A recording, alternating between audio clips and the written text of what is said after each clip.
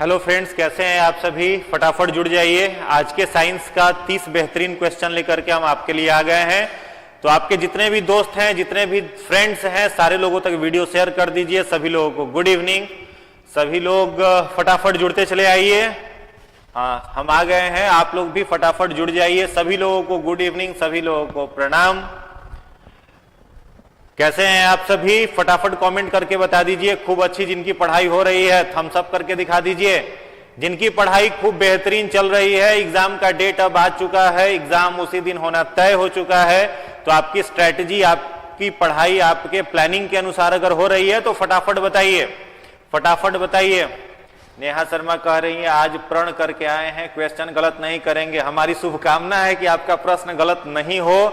हम तो वैसा ही क्वेश्चन बना लेकर के आते हैं जो परीक्षा के लिए उपयोगी हो, और वो प्रश्न आप सही करें, ये हमारी शुभकामना है। तो फटाफट जुड़ जाइए और दोस्तों तक वीडियो को शेयर कर दीजिए। और बहुत अच्छे अच्छे क्वेश्चन लेकर के हम आए हैं। वो प्रश्न आपके एग्जाम के लिए निश्चित रूप से फ्रूटफुल होगा, निश्चित आपका एग्जाम में हेल्प करेगा। सभी लोगों को गुड इवनिंग।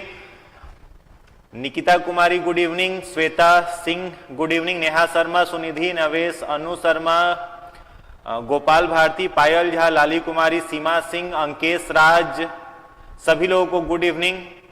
हिमांशु शेखर, कृष्णा कुमार, सभी लोगों को गुड इवनिंग। चलिए बहुत समय नहीं लेते हुए आज के सेशन पर आते हैं।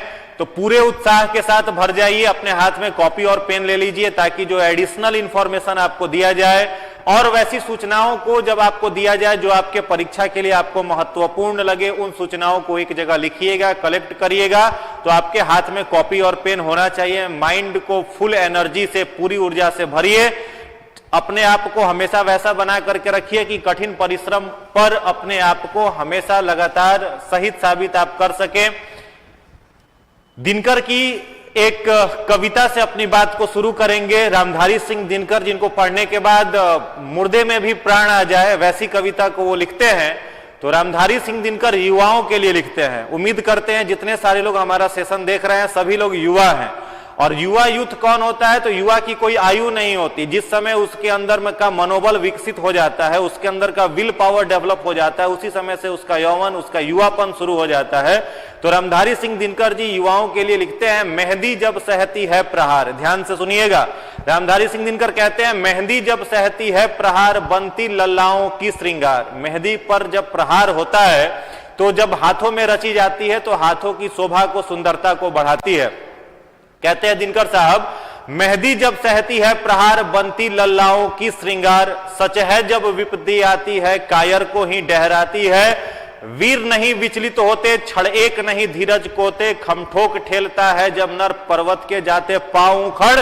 मानव जब जोड़ लगाता है, पत्थर पानी बन जाता है। तो चलिए इसी के साथ आज का सेशन शुरू करते हैं। फटाफट सारे लोग जुड़ जाइए। जितने भी आपके ग्रुप से हैं, सारे ग्रुप, सारे फ्रेंड्स तक वीडियो को आप शेयर कर दीजिए, ताकि ज्यादा से ज्यादा लोगों तक यह सेशन पहुंच पाए और लोग ज्यादा से ज्यादा लाभ उठा पाए। चलिए आज का पहला प्रश्न आपकी स्क्रीन पर है, कार्बन के अपरूप के रूप में कौन कौन होता है? 4 ऑप्शन आप स्क्रीन पर देख पा रहे हैं। इसमें से पूछा जा रहा है कि कार्बन का अपरूप कौन कौन सा है। Allotropes of carbon, option A हीरा, बी ग्रेफाइट, सी ए और बी दोनों, डी है रोम्बिक। फटाफट कमेंट करके बताइए। चलिए फटाफट बताइए, कार्बन के अपरूप के रूप में निम्नलिखित में से कौन कौन से हैं? निम्नलिखित में से 4 ऑप्शन आपकी स्क्रीन पर आप देख रहे हैं। पूछा जा रहा है कार्बन के अपरूप में से निम्नलिखित में से कौन कौन से हैं। वेरी गुड, जितने सारे लोगों ने इस प्रश्न का उत्तर सी दिया है, सभी लोगों का जवाब सही है। हीरा और ग्रेफाइट दोनों क्या है? कार्बन का अपरूप है। और ग्रेफाइट से सभी लोग परिचित है कि इसका उपयोग किस रूप में किया जाता है, सभी लोग जान रहे हैं। चलिए अगले प्रश्न की तरफ आगे बढ़ते हैं। आज का जो दूसरा प्रश्न है आपकी स्क्रीन पर ये रहा, बेकिंग सोडा का रासायनिक नाम क्या है? What is the chemical name of baking soda? आपसे पूछा जा रहा है बेकिंग सोडे का रासायनिक नाम। ऑप्शन ए है सोडियम हाइड्रोक्साइड, बी है सोडियम क्लोराइड, सी है सोडियम बाइकार्बोनेट, डी है सोडियम कार्बोनेट। यह प्रश्न आपके प्रीवियस ईयर एग्जाम में पूछा हुआ है। लास्ट में आप सभी से हम पूछेंगे कि किसका कितना नंबर आया, तो फाइनली आप अपने नंबर को ऐड करके काउंट करके बताइएगा। चलिए फटाफट बताइए, बेकिंग सोडा जो है उसका रासायनिक नाम क्या है? What is the chemical name of baking soda? Option A है सोडियम हाइड्रोक्साइड, बी है सोडियम क्लोराइड, सी है सोडियम बाइकार्बोनेट, डी है सोडियम कार्बोनेट। फटाफट बताइए।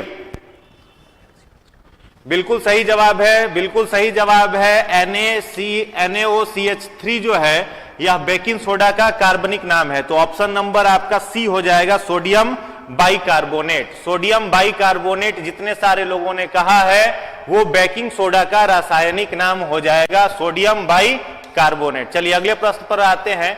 गन धातु के प्रमुख घटक कौन कौन से हैं? 4 ऑप्शन आपके स्क्रीन पर है। तांबा, टीन, जस्ता, तांबा, टीन, निकेल, जस्ता, टीन और निकेल, टीन, निकेल और क्रोमियम। गन धातु जिसे हम लोग कहते हैं गन मेटल, गन धातु कह ले या फिर गन मेटल जो होता है उसका कॉन्स्टिट्यूएंट्स क्या क्या है, किससे वो बनता है, किससे वो तैयार होता है? फटाफट बताइए, फटाफट बताइए। गन मेटल जो होता है वो किससे तैयार होता है? कुछ लोग जस्ता और निकेल कह रहे हैं, जस्ता और निकेल, कुछ लोग बी ऑप्शन कह रहे हैं। फटाफट बताइए। गन मेटल जो है, गन धातु, वो निम्नलिखित में से किस चीज से बनता है? गन धातु जो होता है निम्नलिखित में से किससे बनता है? गन मेटल किससे बनता है? डी ए में कुछ लोग कंफ्यूजन है, फटाफट ध्यान से बताइए। गन मेटल जो होता है, गन इतना उसका जो मेटल होता है आप समझ सकते हैं कितना वो कठोर होता है, इसको इतना मेहनत करके बनाया जाता है ताकि वो पेनेट्रेट ना हो सके, उसको भेदा नहीं जा सके। नहीं तो पता चला कि फायरिंग कर रहे हैं, उल्टा गोली जो चल गया, ठीक है? तो उसको बहुत ही ज्यादा कठोर चीजों से बनाया जाता है। फटाफट बताइए। गन मेटल, बिल्कुल सही जवाब आने लगा। जितने सारे लोग इस प्रश्न का उत्तर ए दे रहे हैं सभी का जवाब सही है। तांबा, टीन और जस्ता, तांबा, टीन और जस्ता यानी copper, tin and zinc, copper, tin and zinc से क्या बनता है? गन मेटल बनता है, जिसमें कॉपर जो है वो 88%, कॉपर कितना प्रतिशत होता है?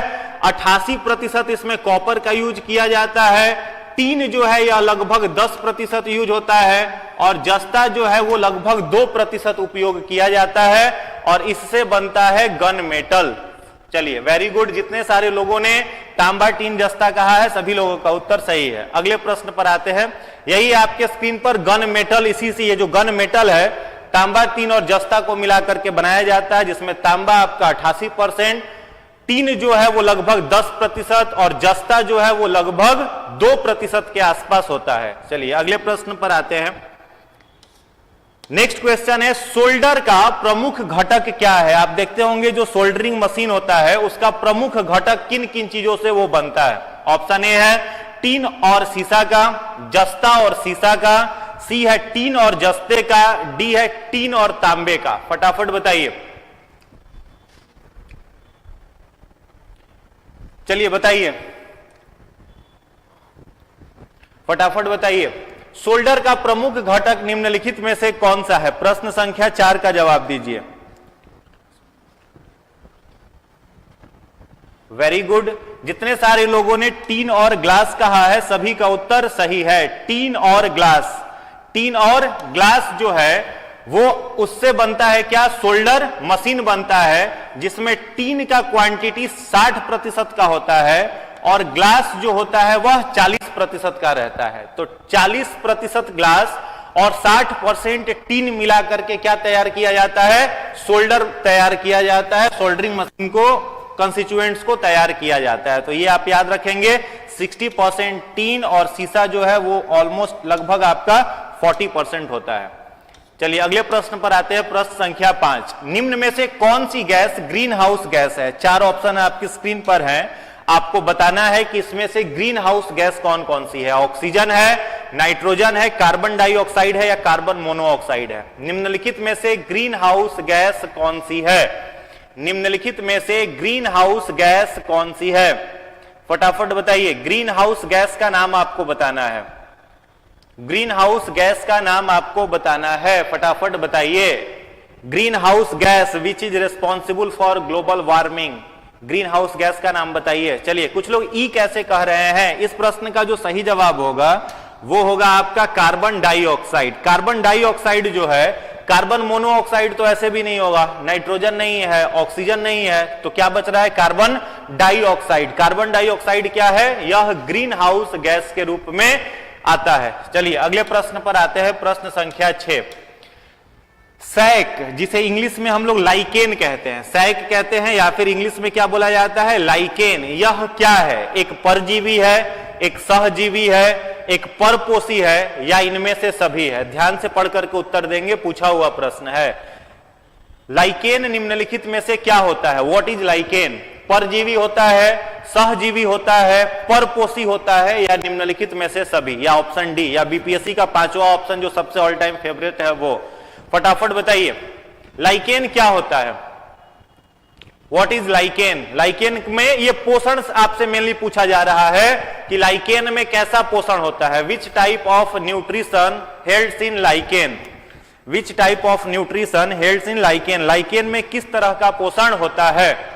वेरी गुड, जितने सारे लोग सहजीवी कह रहे हैं सभी का उत्तर सही है। सहजीवी जितने लोग कह रहे हैं, सिम्बायोटिक, सभी का जवाब सही है। अब ध्यान देंगे आप, एक ऑर्गेनिज्म है जिसे हम लोग कहते हैं फंजाई, हिंदी में इसे कहा जाता है कवक, और एक दूसरा ऑर्गेनिज्म है जिसका नाम है एल्गी, जिसका नाम है एल्गी। और एल्गी क्या होता है? शैवाल होता है। यह एल्गी भी 3 प्रकार के मोस्टली पाए जाते हैं। एक होता है क्लोरोफाइसी जो हरे रंग का होता है, एक होता है फियोफाइसी जो भूरे रंग का होता है, और एक होता है रहोडोफाइसी जो लाल रंग का होता है। 3 तरह के मोस्टली शैवाल पाए जाते हैं। और फंजाई, तो शैवाल कैसे होते हैं? तो ये फोटो ऑटोट्रॉफिक होते हैं, प्रकाश की सहायता से ये अपना खाना, अपना भोजन यह तैयार कर लेते हैं। इसलिए शैवाल के बारे में हम लोग प्लांटी किंगडम में पढ़ते हैं, थैलोफाइटा में, ठीक है। और वहीं पर कवक जो है फंजाई, इसके बारे में हम लोग फंजाई किंगडम में पढ़ते हैं। तो फंजाई जो होता है यह कवक को क्या देता है? कवक जो है वो शैवाल को क्या देता है? शेल्टर, रहने के लिए स्थान। और एल्गी जो होता है यह फंजाई को क्या देता है? फूड देता है, खाने के लिए भोजन। और इन दोनों का जो सिम्बायोटिक एसोसिएशन है या म्यूचुअल रिलेशन आप कह सकते हो, म्यूचुअल रिलेशन समझ रहे हैं? फेसबुक पर जैसे 2 दोस्त का एक कॉमन फ्रेंड होता है तो उसको क्या कहते हैं हम लोग? Mutual friend. वैसे ही इन दोनों का जो रिलेशन है इससे एक जीव तैयार होता है, और उस जीव को हम लोग क्या कहते हैं? लाइकेन। तो लाइकेन में न्यूट्रिशन कैसा हो रहा है? तो ये किसी पर डिपेंड नहीं है, ये सहजीविता के थ्रू, सिम्बायोटिक एसोसिएशन के थ्रू तैयार होने वाला जीव है। तो इस प्रश्न का उत्तर क्या हो जाएगा? सहजीवी। एक और प्रश्न लाइकेन से परीक्षा में खूब पूछा जाता है, पूछ दिया जाता है आपसे कि निम्नलिखित में से किस जीव को हम लोग पॉल्यूशन इंडिकेटर कहते हैं, प्रदूषण का सूचक? तो याद रखोगे, लाइकेन जो है इसको क्या बोला जाता है? Pollution indicator. लाइकेन को हम लोग बोलते हैं पॉल्यूशन इंडिकेटर, यानी प्रदूषण का यह क्या है? सूचक है। सल्फर डाइऑक्साइड की मात्रा अगर एयर में बढ़ती है तो वहां से लाइकेन जो होता है वो समाप्त हो जाता है। जब एयर में सल्फर डाइऑक्साइड की मात्रा बढ़ती है तो वहां से क्या खत्म होता है? Lichen. That's why lichen is called pollution indicator and it is formed by mutual relation of fungi and algae. Fungi gives algae what? Shelter, and algae gives fungi food. उन दोनों से क्या बना? लाइकेन तैयार हुआ, ठीक है। चलिए दूसरा बात समझिएगा, यहां पर परजीवी जो शब्द दिया हुआ है इसका मतलब क्या होता है? तो परजीवी का मतलब होता है जब कोई ऑर्गेनिज्म दूसरे जीव के शरीर पर टेम्पोररी या परमानेंटली स्टे करता है तो उस जीव को हम लोग क्या कहते हैं? परजीवी। जैसे मान लो कई लोगों के बाल में लाइस आ जाता है जिसको जू कहते हैं, वो जू जो होता है वो कैसा कहलाएगा? तो परजीवी हो गया। परजीवी भी 2 प्रकार के, कुछ परजीवी जो शरीर के अंदर रहते हैं उन्हें हम लोग कहते हैं इंडोपैरासाइट, और कुछ परजीवी जो शरीर के बाहर रहते हैं उसको हम लोग कहते हैं एक्सोपैरासाइट। जैसे अगर आपसे हम प्रश्न पूछे कि एक बैक्टीरिया है जिसका नाम है ई कोलाई, इशरिया कोलाई, यह अंतः परजीवी है या बाह्य परजीवी? तो आप क्या कहेंगे? यह अंतः परजीवी है, मनुष्य के आंतों में रहता है, भोजन को पचाने में सहयोग करता है। तो यह कैसा हुआ? अंतः परजीवी। मान लो किसी को टाइफाइड हुआ, तो टाइफाइड किससे होगा? साल्मोनेला टाइफी नामक बैक्टीरिया से होगा। तो वो बैक्टीरिया उस मनुष्य के शरीर के अंदर उसके रक्त में रहेगा, इसलिए वो बैक्टीरिया क्या कहलाएगा? या आंतों में रहेगा तो वो बैक्टीरिया क्या कहलाएगा? इंडोपैरासाइट, क्योंकि वो शरीर के अंदर रह रहा है। और बाह्य परजीवी किसको कहेंगे? जो शरीर के बाहर रह रहा है, जैसे रिंगवॉर्म हो गया, लाइस हो गया, मॉस्किटो हो गया, ये सब किसमें आ जाते हैं? बाह्य परजीवी। और परपोषी आप समझ रहे हैं, परपोषण न्यूट्रिशन का एक दूसरा भाग है जिसमें परपोषण में 3 प्रकार के पोषण आ जाते हैं। एक हो जाता है परजीवी, एक होता है सहजीवी, और एक होता है मृत जीवी। तो मृत जीवी उसे कहते हैं जो मरे हुए सड़े गले चीजों के ऊपर डिपेंड करते हैं। एग्जाम्पल के रूप में अगर आपसे हम पूछ दे कि मशरूम जो होता है इसमें पोषण कैसा होता है? तो मशरूम में आप कैसा पोषण बताएंगे? मृत जीवी पोषण होता है। यह गोबर को सड़ा करके उसमें से मीथेन गैस प्रोड्यूस करता है या गोबर गैस प्रोड्यूस करता है और वहां से भोजन बनाता है। ठीक है, तो ये पूरा का पूरा एक न्यूट्रिशन का ओवरव्यू कॉन्सेप्ट रहा जिसको आपको ध्यान में रखना है। चलिए अगले प्रश्न पर आते हैं, प्रश्न संख्या 7। भारत में हीरे की प्रमुख खान या जो है वो किस राज्य में है? भारत में हीरे की प्रमुख जो खान है वो किस राज्य में है, आपको बताना है। फटाफट बताइए, फटाफट आंसर करिए। भारत में हीरे की खान किस राज्य में है? कर्नाटका में है, महाराष्ट्र में है, या फिर मध्य प्रदेश में है, या फिर राजस्थान में है? हीरे की जो खदान है वो कहां पर है? फटाफट बताइए। हीरे की खान भारत के किस स्टेट में है? हीरे की खान भारत के किस स्टेट में है? फटाफट, वेरी गुड। जितने सारे लोग मध्य प्रदेश बोल रहे हैं सभी का जवाब बिल्कुल ही सही है। भारत में हीरे की खान जो है वो कहां पर है? मध्य प्रदेश में है। चलिए अगले प्रश्न की तरफ आते हैं। आज का अगला प्रश्न है प्रश्न संख्या 8। यक्ष्मा तपेदिक जिसे कहा जाता है, यह बीमारी पैदा करने वाला कारक कौन है? वायरस है, बैक्टीरिया है, प्रोटोजोआ है, या इनमें से सभी? फटाफट बताइए। तपेदिक रोग या फिर जिसे हिंदी में यक्ष्मा भी कहते हैं, यह किससे होता है? वायरस से, बैक्टीरिया से, प्रोटोजोआ से? कुछ लोग सी कह रहे हैं, कुछ लोग ए कह रहे हैं। फटाफट बताइए क्या होगा? प्रोटोजोआ कैसे होगा जी? प्रोटोजोआ नहीं होगा, प्रोटोजोआ बिल्कुल भी नहीं होगा। चलिए ध्यान से पढ़िए, उसके बाद उत्तर दीजिए। देखो यक्ष्मा जो रोग है, इंग्लिश भी आप पढ़ते तो शायद गलत उत्तर आपका नहीं होता। यहां मैंने क्या लिख दिया है? ट्यूबरकुलोसिस। ट्यूबरकुलोसिस को शॉर्ट में क्या बोला जाता है? टीबी बोला जाता है। तो टीबी किससे होता है? एक जीवाणु से, एक बैक्टीरिया से होता है जिसका नाम क्या है? Mycobacterium tuberculosis. माइकोबैक्टीरियम ट्यूबरकुलोसिस से कौन सी बीमारी होती है? तो टीबी नामक रोग होता है। टीबी किस अंग को प्रभावित करता है? तो फेफड़े को प्रभावित करता है। एक और प्रश्न ध्यान से याद रखिएगा, प्रश्न पूछा जाता है कि टीबी रोग के उपचार में कौन सा वैक्सीन दिया जाता है? टीबी के लिए कौन सा वैक्सीन दिया जाता है? तो याद रखोगे BCG, बैसिलस कॉलमेट ग्यूरिन। तो इस प्रश्न का सही जवाब क्या हो जाएगा? जीवाणु, बैक्टीरिया। तपेदिक रोग किससे होता है? बैक्टीरिया से होने वाला रोग है। Very good. चलो जितने सारे लोगों ने बैक्टीरिया कहा था सभी का उत्तर बिल्कुल ही सही है। अगले प्रश्न पर आते हैं, प्रश्न संख्या 9। मानव हृदय में कितने वाल्व होते हैं? मानव हृदय में कितने वाल्व होते हैं? यहां पर ध्यान देंगे, चेंबर नहीं है। पूछा जा रहा है आपसे कितने वाल्व होते हैं मानव के हृदय में। ध्यान से पढ़िए और उत्तर दीजिए। ऑप्शन ए है 5, ऑप्शन बी है 2, ऑप्शन 3 है 3 और ऑप्शन डी है 4। फटाफट बताइए। Total numbers of valves present in human heart. The total numbers of valve present in human heart. फटाफट बताइए। मानव के हृदय में वाल्व की संख्या,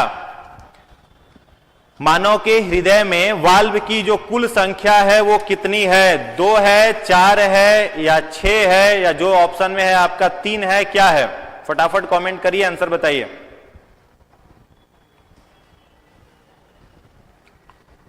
देखो वाल्व जो है हम लोगों के हार्ट में मेनली 2 ही है। ठीक है, एक वाल्व है जिसको हम लोग कहते हैं मैट्रियल वाल्व, मैट्रियल वाल्व, और एक दूसरा वाल्व है जिसे बोला जाता है ट्राइकस्पिड वाल्व। एक है मैट्रियल वाल्व और दूसरा कौन सा वाल्व है?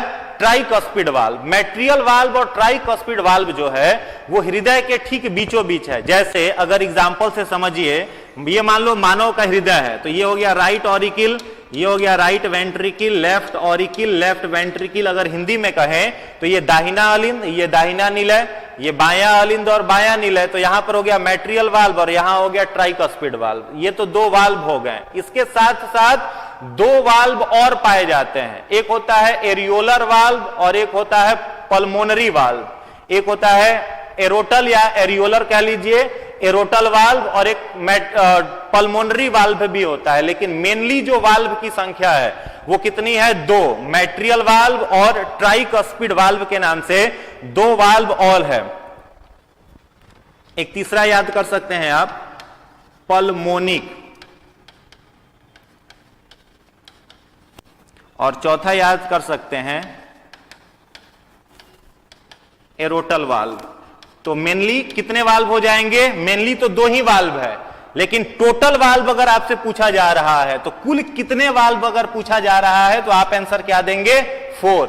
ध्यान से समझिएगा, अगर पूछा जाता कि हृदय के बीच में कितने वाल्व हैं, यानी केवल हृदय के बीच में जो कि आपको राइट ऑरिकल राइट वेंट्रिकल को सेपरेट कर रहा है, तो आप क्या कहते? 2। क्या 2 हो जाता है? मैट्रियल वाल्व और ट्राइकस्पिड वाल्व। लेकिन कुल वाल्व की जब संख्या पूछी जा रही है तब कितना हो जाएगा? 4 हो जाएगा। तो D is the right answer of this question. चलिए अगले प्रश्न पर आते हैं, प्रश्न संख्या 10। रोग प्रतिकारकों को उत्पन्न करने वाला सेल कौन सा है? कौन सी कोशिका जो है वो रोग प्रतिकारक, जिसे हम लोग एंटीबॉडी कहते हैं, उसको बनाता है? मोनोसाइट्स, ल्यूकोसाइट्स, लिम्फोसाइट्स या न्यूट्रोफिल्स? फटाफट बताइए, फटाफट बताइए। अंकेश राज सर, ये आईपीएल मैच जैसा क्वेश्चन था। हाँ, कुछ वैसा ही क्वेश्चन है। चलिए बताइए, रोग प्रतिकारकों के रूप में उत्पन्न करने वाला सेल कौन सा है? मोनोसाइट, ल्यूकोसाइट्स, लिम्फोसाइट्स या न्यूट्रोफिल्स?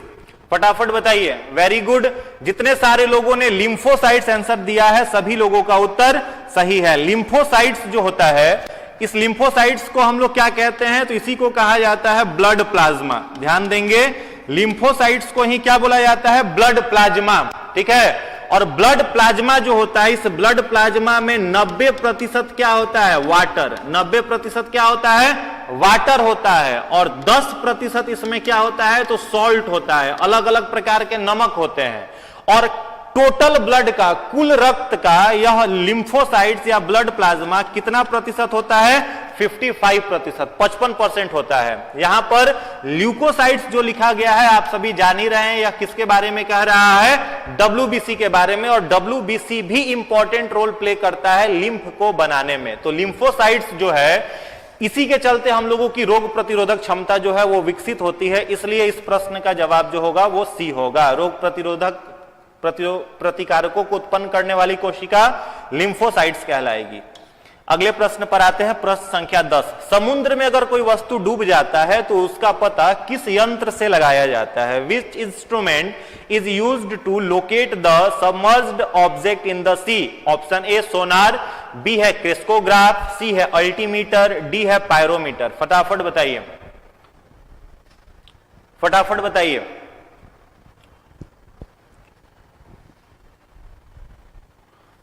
फटाफट आंसर करिए। समुद्र में डूबी हुई वस्तु का पता लगाने के लिए कौन से इंस्ट्रूमेंट का उपयोग किया जाता है?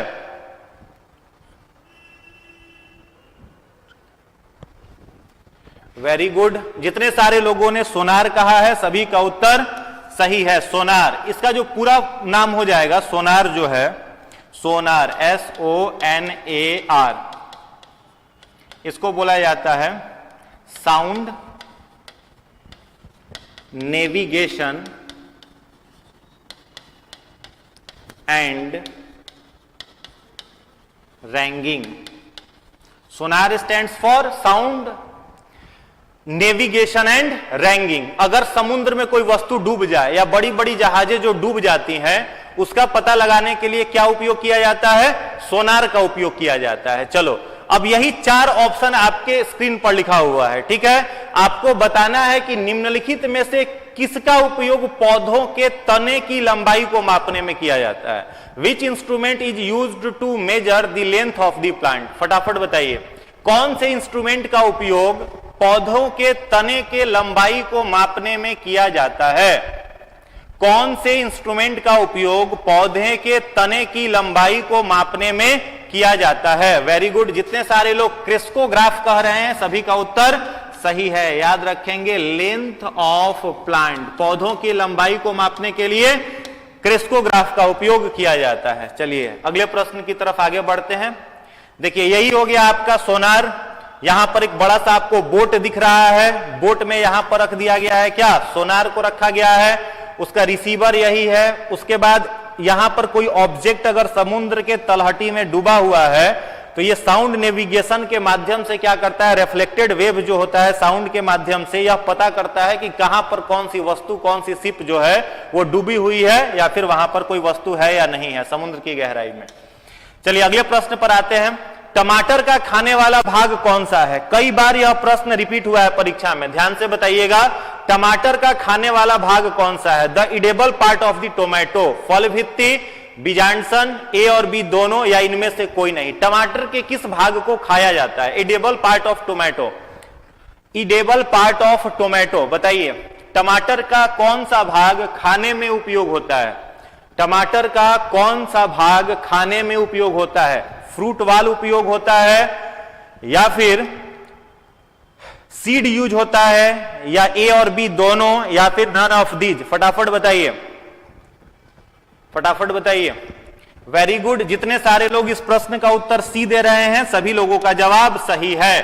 टमाटर का खाने के रूप में उपयोग जो होता है वो फल भित्ति यानी उसके फ्रूट वाल को भी हम लोग भोजन के रूप में ले सकते हैं और उसका जो सीड होता है वो भी भोजन के रूप में लिया जाता है। इसलिए इस प्रश्न का उत्तर क्या हो जाएगा? सी, ए और बी बोथ।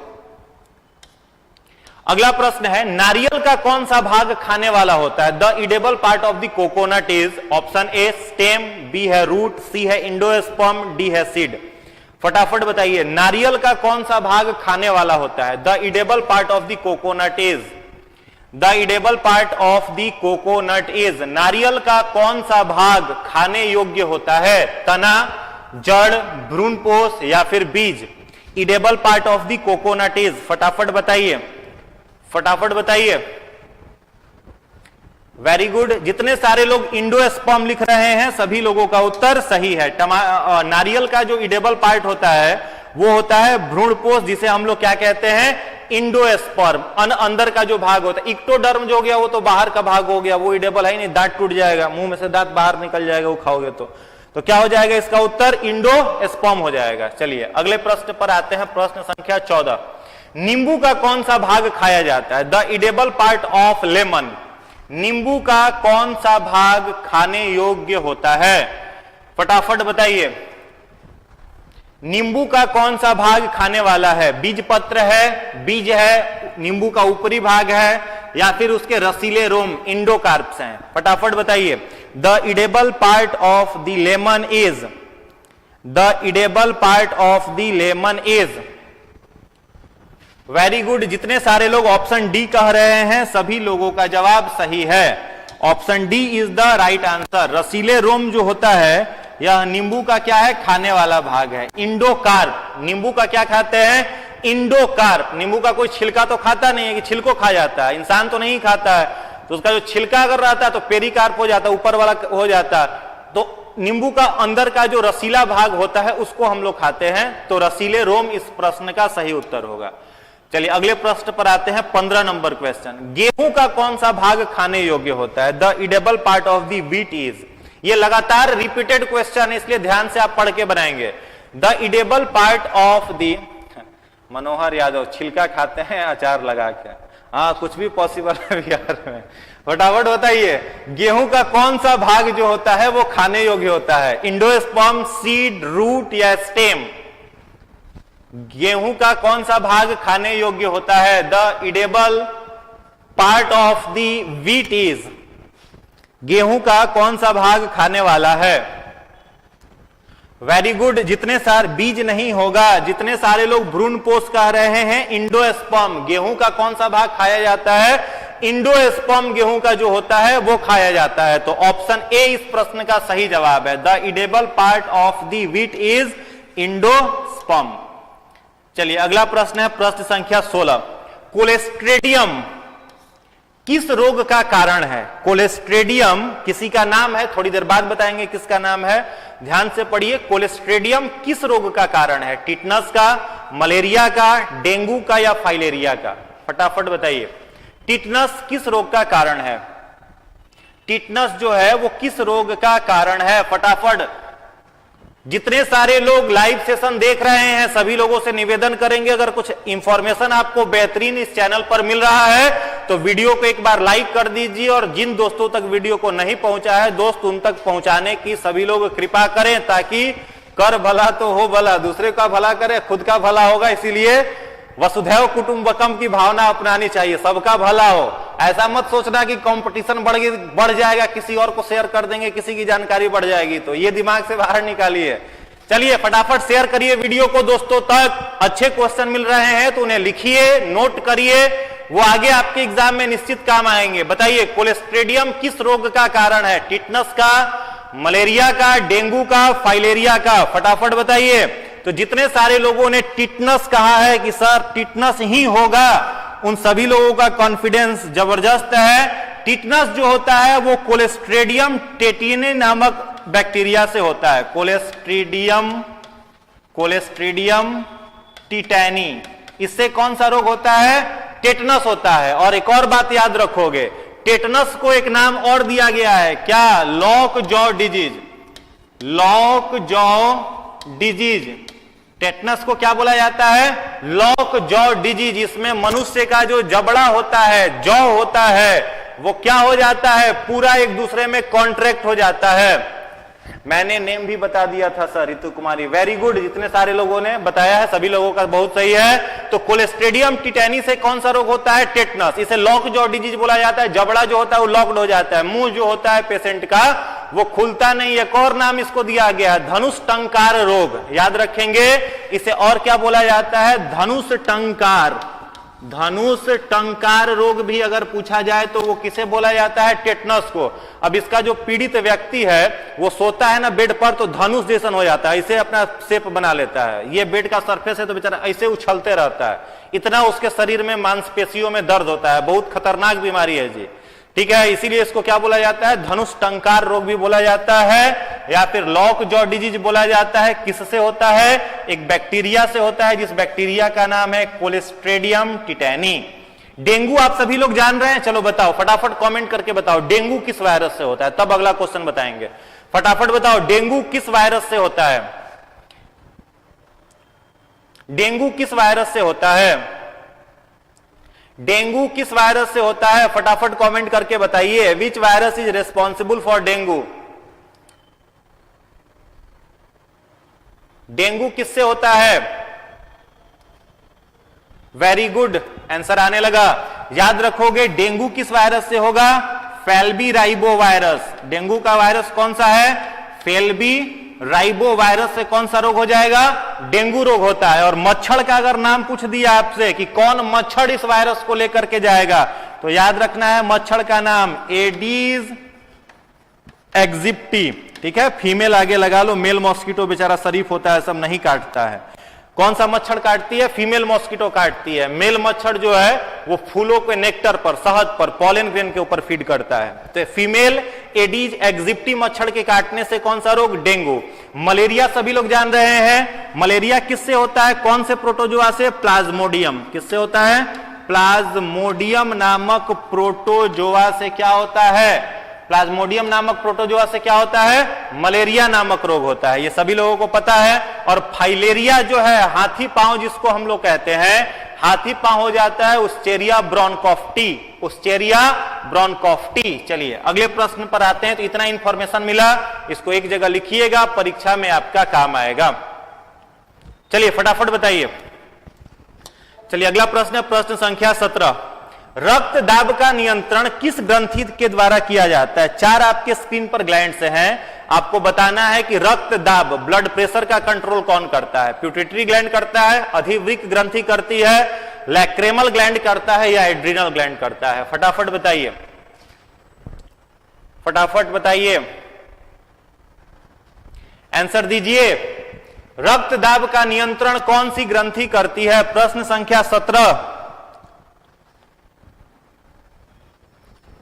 Very good. जितने सारे लोगों ने बी आंसर कहा है सभी का आंसर बिल्कुल ही सही है। अधिवृक्क ग्रंथि। अधिवृक्क ग्रंथि जो है, अधिवृक्क ग्रंथि जो है ये क्या सेक्रीट करता है? तो ये ग्रंथि सेक्रीट करता है कुछ हार्मोन जिससे ब्लड प्रेशर जो है वो कंट्रोल होता है। अधिवृक्क ग्रंथि से क्या कंट्रोल होता है? ब्लड प्रेशर जो है वो कंट्रोल होता है। Adrenal gland. ओहो, एक ही नाम दे दिया है 2 बार, रिपीट। चलो तो इस प्रश्न का देखो, इस प्रश्न का सही उत्तर जितने लोगों ने बी और डी दोनों किया है, बी और डी दोनों टिक किया है, सही हो जाएगा। एक ही ऑप्शन को 2 बार रिपीट हो गया है, तो बी और डी, जितने लोगों ने बी और डी किया होगा सभी का सही है। फटाफट बता दो कितने लोगों का सही हुआ, फटाफट बताओ। बी और डी जितने लोगों ने किया था सभी का आंसर सही है। नहीं, ई पर नहीं आएंगे, क्वेश्चन का ये मिस प्रिंटिंग है, ठीक है, इसलिए इस प्रश्न का जवाब ई हम लोग नहीं देंगे। हम लोग क्या देंगे, बी और डी जितने लोगों ने टिक किया है दोनों का सही है। चलिए अगले प्रश्न पर आगे बढ़ते, ध्यान से देखो, ध्यान दोगे। यह ग्रंथि कहां पर पाई जाती है, तो किडनी के ऊपर पाई जाती है। किडनी के ऊपर कितना हार्मोन सेक्रेट करती है, तो पहला हार्मोन यह सेक्रेट करती है जिसे हम लोग कहते हैं ग्लूकोकॉर्टिकॉइड। क्या कहते हैं, ग्लूकोकॉर्टिकॉइड। कौन सेक्रेट करता है, एड्रीनल ग्लैंड सेक्रेट करता है। और यह हार्मोन जो है हम लोगों के बॉडी में प्रोटीन, कार्बोहाइड्रेट, इन सब के मेटाबॉलिज्म को कंट्रोल करता है। क्या नाम है, ग्लूकोकॉर्टिकॉइड। दूसरा हार्मोन सेक्रेट करता है जिसको हम लोग कहते हैं मिनरलोकॉर्टिकॉइड। और मिनरलोकॉर्टिकॉइड क्या काम करता है, तो बॉडी में सॉल्ट की मात्रा को, नमक की मात्रा को निर्धारित करता है, नियंत्रित करता है। और एक flight and fight hormone secret करता है जिसे एड्रिनलिन कहते हैं। एड्रिनलिन को क्या कहते हैं हम लोग, फाइट एंड फ्लाइट हार्मोन कहते हैं। सर करंट अफेयर बुक लेना है, करंट अफेयर का बुक 10 तारीख से अवेलेबल हो जाएगा यहां पर सेंटर पर, आप यहां से प्राप्त कर सकते हैं, ठीक है। या फिर टेलीग्राम चैनल ज्वाइन किए होंगे तो वहां पर सॉफ्ट कॉपी सारे लोगों को अवेलेबल करा दी गई है। चलो यहां पर ध्यान देंगे, प्यूटिटरी ग्लैंड के बारे में समझ ही रहे हो सब लोग, इसे कौन सी ग्रंथि कहते हैं, मास्टर ग्लैंड। एक प्रश्न परीक्षा में पूछा हुआ था, प्यूटिटरी ग्लैंड कहां पर लोकेटेड है, प्यूटिटरी ग्लैंड कहां पर पाया जाएगा, तो याद रखेंगे प्यूटिटरी ग्लैंड जो है वो एस्फेनॉइड बोन में पाया जाता है। किस बोन में, एस्फेनॉइड बोन में पाया जाता है। कौन सी ग्रंथि, प्यूटिटरी ग्रंथि पाई जाती है जिसका औसतन भार 0.6 ग्राम का है, ओनली 0.6 ग्राम का है। देखन में छोटा न लगे, घाव करे गंभीर, काम बड़ा बड़ा ये करता है, ठीक है। बॉडी में जितने भी इंडोक्राइन ग्लैंड्स है सबको कंट्रोल करने के लिए अलग अलग हार्मोन निकालता है, टीएसएच निकालता है, एलएच निकालता है, जीटीएच निकालता है। अगर हार्मोन बनाना ही 2 मिनट के लिए गुस्सा आ जाए प्यूटिटरी ग्लैंड, कहे कि हम हार्मोन नहीं बनाएंगे, तो पता चला कि इंसान बौना ही रह जाएगा। एसटीएच हार्मोन जो होता है जिसे सोमैटोट्रॉफिक हार्मोन कहते हैं, उसकी कमी से जो रोग होता है उसको हम लोग कहते हैं ड्वार्फिज्म। अगर ये गुस्सा आ जाए, कहे कि ना आप तो इतना हार्मोन बना देंगे कि दिखा देते हैं, तो फटाफट हार्मोन बनाएगा और पता चला कि इंसान ताड़ का पेड़ बनता चला गया, और वो डिजीज कहलाता है एक्रोमिगेली या जाइगेंटिज्म, ठीक है। तो दोनों का काम यही करता है, बहुत काम करने वाला चीज है। तो एस्फेनॉइड बोन में यह लोकेटेड है, वजन मात्र 0.6 ग्राम, और इसको क्या बोलते हैं हम लोग, मास्टर ग्लैंड के रूप में इसे जाना जाता है। लैक्रेमल ग्लैंड सभी लोग जानते हो, यह क्या काम करती है, तो आंखों से आंसू निकालने वाली ग्रंथि है। आंखों से आंसू जो निकलता है वो किस ग्रंथि के द्वारा निकलता है, लैक्रेमल ग्लैंड, आंख में पाया जाता है, आंसू निकालता है। चलिए अगले प्रश्न पर आते हैं, प्रश्न संख्या 18। 3D फिल्में देखने के लिए प्रयुक्त चश्मों में किस लेंस का उपयोग किया जाता है। अगर आप सिनेमा हॉल में जा रहे होंगे तो अभी आप 3D लेंस का उपयोग कर रहे होंगे, 3D लेंस का यूज किया जाता है। तो किसका उपयोग इसमें किया जाता है, अवतल लेंस का, उत्तल लेंस का, द्विफोकसी लेंस का, या समतल लेंस का, फटाफट बताइए, फटाफट बताइए।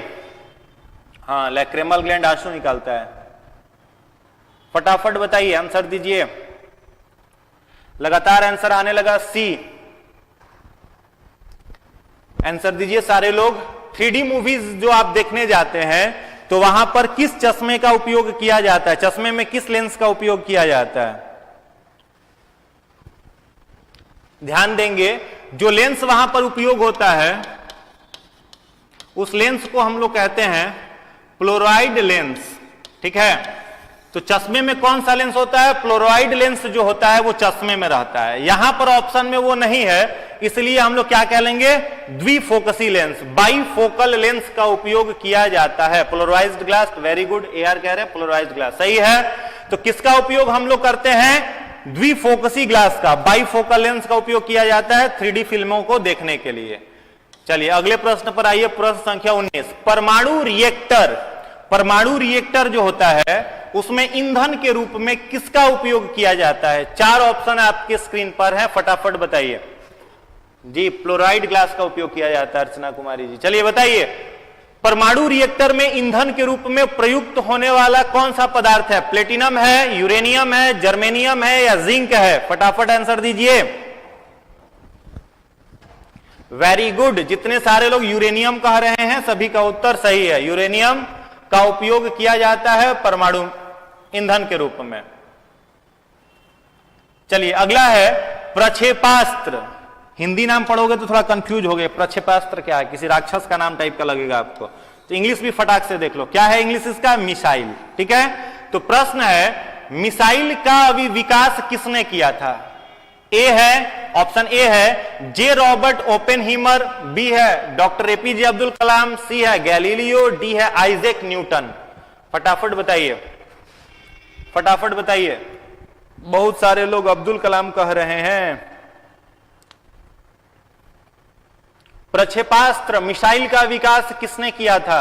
अब आवश्यक नहीं है कि वो भारत के ही हो, ध्यान देंगे यहां पर क्वेश्चन में मेंशन नहीं है कि भारत में मिसाइल का विकास करने वाले का नाम नहीं पूछा जा रहा है आपसे।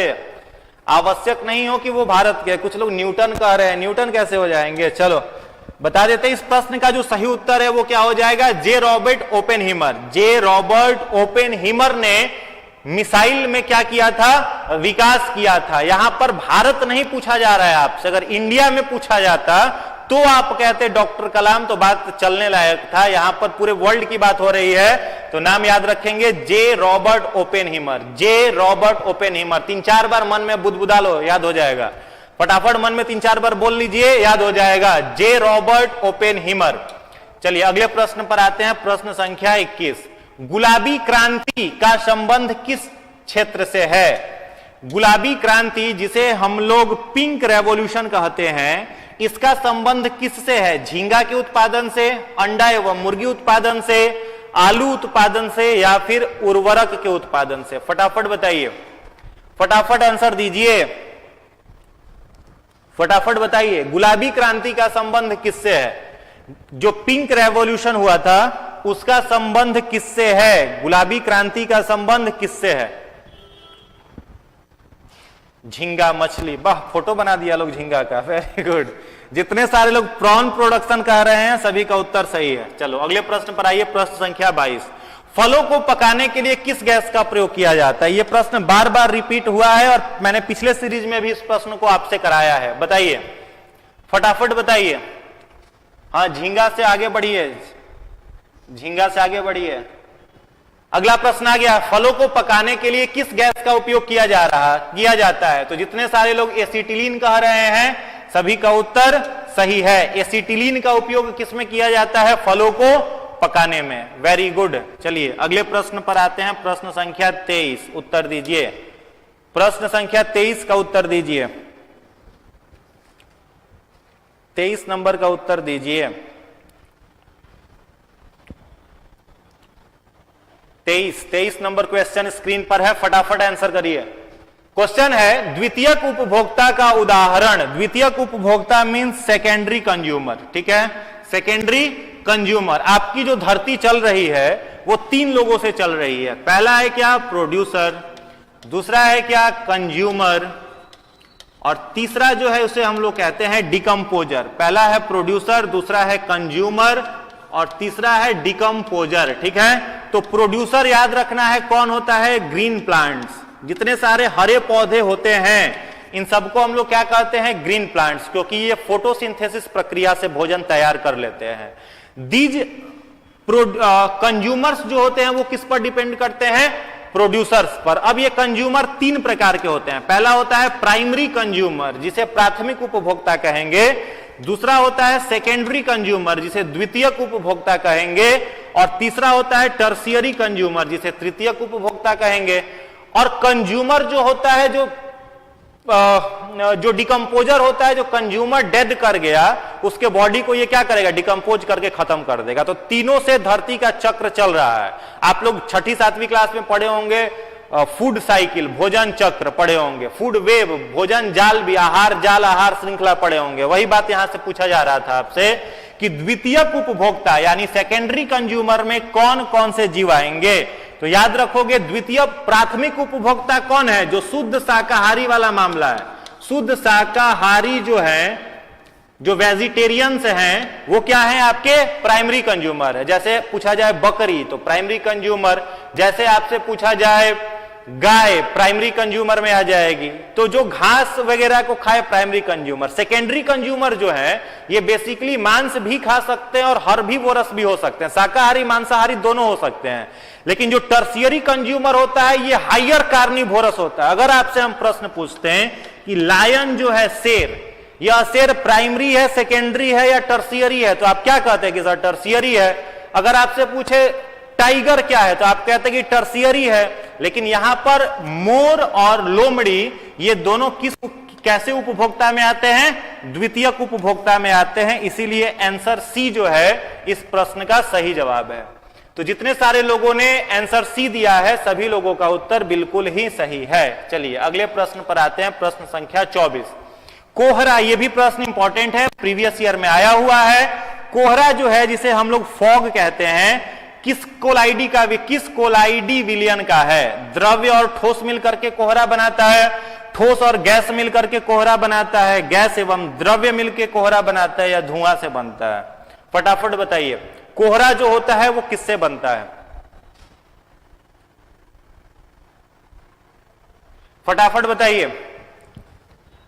एक लोग कह रहे लोमड़ी घास नहीं खाती है, जानते हैं वो लोमड़ी घास नहीं खाती है, लेकिन वो हायर कार्निवोरस में नहीं आती है बच्चे।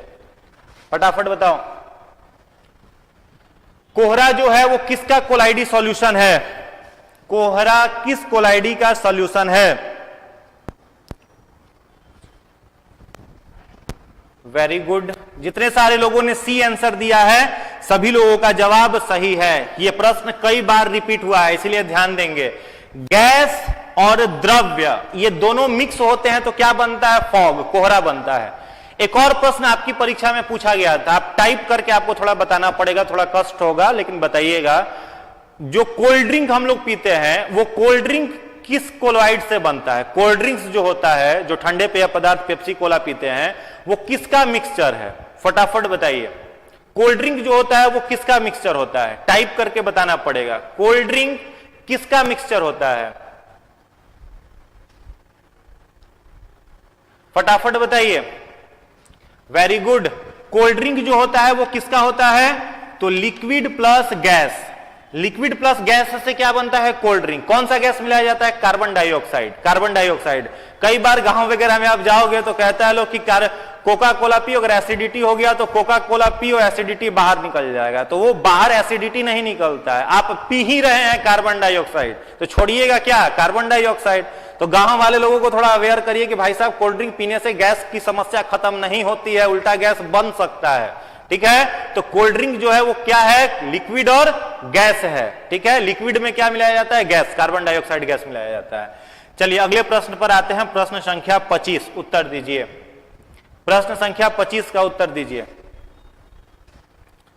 फटाफट आंसर दीजिए। प्रश्न संख्या 25 का जवाब दीजिए। संसार का सबसे छोटा फूल कौन सा है, गुलाब है, रेफ्लेक्सिया है, बुलिफिया है या फिर चमेली है, फटाफट बताइए। सबसे छोटा फूल का नाम, सबसे छोटे फूल का नाम। संसार का सबसे छोटा फूल निम्नलिखित में से कौन सा है, प्रश्न संख्या 25।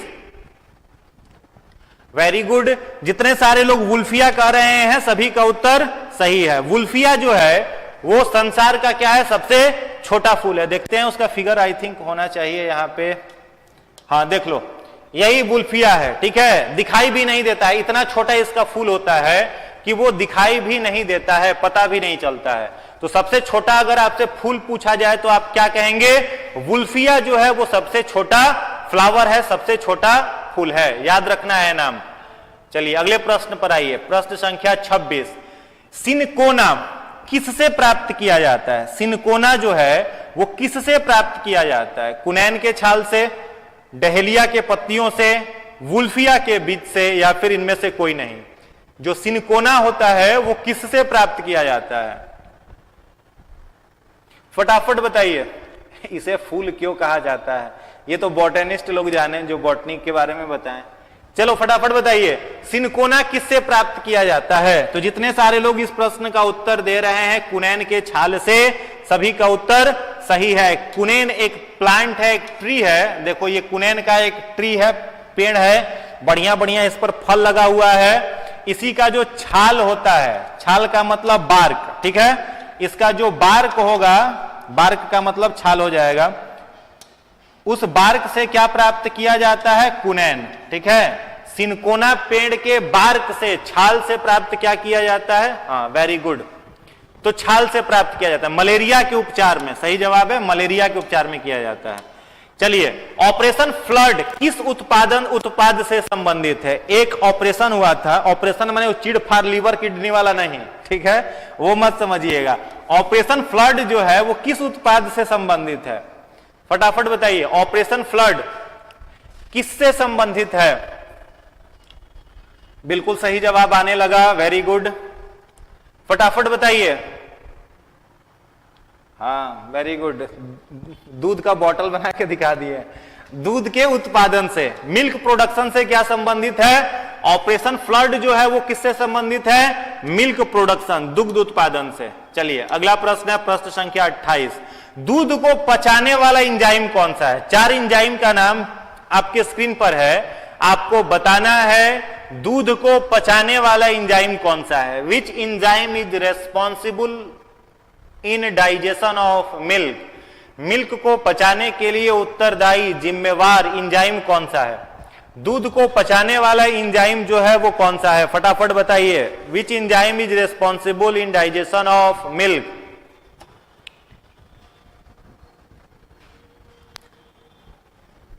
सही जवाब है रेनिन। जितने सारे लोगों ने रेनिन टिक किया है सभी लोगों का उत्तर सही है। मिल्क को पचाने वाला जो एंजाइम है वो क्या होगा? रेनिन होगा। आपको याद रखना चाहिए कि जो भी एंजाइम्स होते हैं वे सब किस चीज के बने होते हैं? प्रोटीन के। इसीलिए बचपन से ही हम लोग एक परिभाषा रटते आ रहे हैं, all enzymes are protein but all proteins are not an enzyme, ठीक है। तो याद रखना, एंजाइम्स क्या होते हैं? प्रोटीन, ये डाइजेशन में रोल प्ले करता है, ठीक है। कैफीन जो होता है या कहां पाया जाता है? तो कॉफी में, ठीक है। कैफीन कहां पर पाया जाता है? कॉफी में पाया जाता है, तो इसका डाइजेशन से कोई खास रोल नहीं है। चलिए, अगले प्रश्न का उत्तर दीजिए, प्रश्न संख्या 29। मानव शरीर में यूरिया का निर्माण कहां होता है? यूरिन में जो यूरिया फ्लो होकर के निकलता है उसका निर्माण कहां पर होता है? लीवर में, स्मॉल इंटेस्टाइन में, हार्ट में या फिर लंग में? फटाफट बताइए, कहां पर बनता है? फटाफट बताइए, मानव शरीर में यूरिया का निर्माण कहां पर होता है? मानव शरीर में यूरिया जो है इसका निर्माण कहां पर होता है?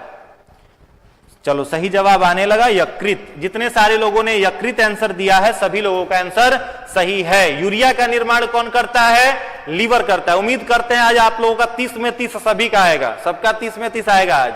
चलो, अगले प्रश्न पर आते हैं। आज का अंतिम क्वेश्चन है, रक्त की अशुद्धियां कहां जाकर के शुद्ध होती हैं? रक्त की अशुद्धियां कहां जाकर के शुद्ध होती हैं? फेफड़ों में, हृदय में, वृक्क में या फिर यकृत में? बताइए, रक्त की अशुद्धियां कहां जाकर के शुद्ध होती हैं? रक्त की अशुद्धियां कहां जाकर के शुद्ध होती हैं? बहुत सही जवाब आ रहे हैं लगा, वृक्क में। जितने सारे लोग वृक्क कह रहे हैं, किडनी, वो सही जवाब है। ध्यान से समझेंगे, किडनी क्या काम करता है? ब्लड को फिल्टर करता है, छानना है, रक्त को छान करके साफ कर देता है। यूरिन से यूरिया को फिल्टर, ब्लड से यूरिया को फिल्टर करने का काम किसका है? किडनी का है। तो फटाफट काउंट करिए, जोड़िए, आपका कितना नंबर आया। जब तक बताइएगा नहीं तब तक लाइव क्विज से हटना नहीं है। पहले सारे लोग टाइप करके बताइए कि किसका कितना नंबर आया। फटाफट 29 मनीष कुमार, वेरी गुड। चलो, 26, 27 लगातार ऐसे नंबर आ रहा है, हम एक बार देखेंगे बाद में आराम से। स्टे पॉजिटिव, खूब खुश रहिए, खूब मन लगा करके पढ़िए, पूरा एंजॉय करते हुए। उम्मीद करते हैं आज के सेशन आपको अच्छा लगा होगा। तो जितने सारे लोगों ने सेशन को देखा और नए एडिशनल इंफॉर्मेशन सीखने के लिए अगर आपको मिले हो तो सारे लोगों से निवेदन है कि जरूर लाइक कर दीजिएगा, दोस्तों तक वीडियो को जरूर पहुंचा दीजिएगा। एक चीज का हमेशा ध्यान रखना है, जो बच्चे कहते हैं कि सर परीक्षा का तनाव है, परीक्षा का एंजाइटी हो रहा है, कम पढ़े हुए हैं, लग रहा है कि सारी पढ़ी हुई चीजें को भूल रहे हैं, तो उनसे रिक्वेस्ट है कि वो लोग रिवीजन शुरू कर दें। केवल रिवीजन करें, नई चीजों को पढ़ें, कम से कम पढ़ें। पहले का जो पढ़ा हुआ आपके पास कंटेंट है उस पर काम करिए और उसको खूब मन लगा करके उसको एंजॉय करते हुए पढ़िए। तनाव में, डिप्रेशन में वही लोग रहते हैं जो दूसरों के बारे में अधिक सोचते हैं और अपने बारे में कम सोचते हैं। यह फॉर्मूला याद रखिएगा, जो दूसरों के बारे में ज्यादा सोचेगा, ज्यादा दिमाग दूसरों के ऊपर लगाएगा, अपने ऊपर ध्यान कम देगा, वही डिप्रेशन में रहेगा, वही एंजाइटी में रहेगा। और भारत में किसी को तनाव और डिप्रेशन नामक कोई रोग नहीं होता था। यह बीमारी नई सुनने में आ रही है कि हम डिप्रेशन के शिकार हैं, हमको एंजाइटी है। तो भारत में हमेशा सारे लोग खुशहाल रहते थे। पूरे एंजॉय को करते रहिए। जितना आपका जो काम है, जितना जो डेली का स्केड्यूल है, जो भी आपके डेली का रूटीन है, उसको पूरा करिए। रात में उसको, जब रात में सोने के लिए जाइए तो पूरे निश्चिंत भाव से सोइए। सारे टेंशन को छोड़ करके सोइए। टेंशन लेकर के ही क्या करेंगे, टेंशन फ्री होकर के काम करिए। और तनाव को दूर करने के लिए सारे लोग मेडिटेशन जरूर करिए, ध्यान जरूर करिए। मेडिटेशन ही एकमात्र ऐसा हथियार है जिससे आप अपने आप को तनाव मुक्त कर सकते हैं। बाकी कोई जरूरी काम नहीं आएगा। जैसे प्रेशर लाइफ में आवश्यक है, प्रेशर के बिना तो कोई काम ही नहीं चलता है। इंजन भी चलता है तो उसमें प्रेशर बनाना पड़ता है, प्रेशर बनता है तभी इंजन भी चलता है। चावल आप कुकर में बनाते हैं तो चावल में अगर प्रेशर कुकर में अगर प्रेशर नहीं बने तो चावल बॉयल ही नहीं होगा, भात बनेगा ही नहीं। तो प्रेशर हर जगह आवश्यक है, लेकिन उसी प्रेशर कुकर में एक्स्ट्रा प्रेशर न बने इसके लिए क्या लगाया जाता है, तो सीटी लगाया हुआ रहता है। जैसे ही वो वेपर ज्यादा हुआ वो सीटी बजता है और एक्स्ट्रा प्रेशर जो है उससे निकल करके बाहर हो जाता है। मेडिटेशन यही है। जब भी ज्यादा तनाव आए, जब भी थकान लगे, माइंड की कैपेसिटी को अपलिफ्ट करना हो तो मेडिटेशन करिए। निश्चित रूप से आप आगे बढ़ते चले जाएंगे। तो आप लोगों ने वीडियो को देखा, नए नए प्रश्नों को सीखा, इसलिए आप सभी को बहुत बहुत धन्यवाद।